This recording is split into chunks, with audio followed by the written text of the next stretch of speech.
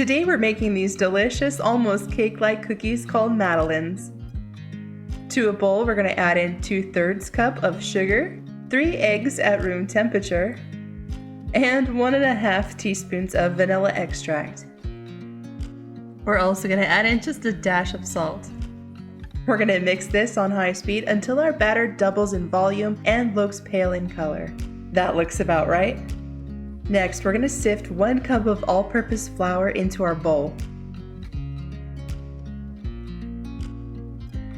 Before we fold in our flour, we're going to melt 10 tablespoons of butter in a microwave-safe bowl. Let your butter cool for just a few minutes before adding to the batter.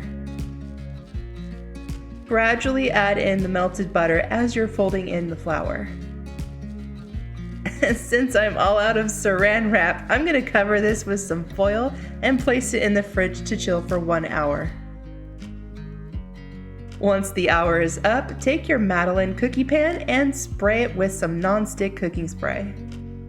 Take a generous tablespoon and shake the batter into each cookie well. I haven't discovered any other way to make this less messy. I probably should have looked harder for my cookie scooper, which is somewhere in my house on an adventure.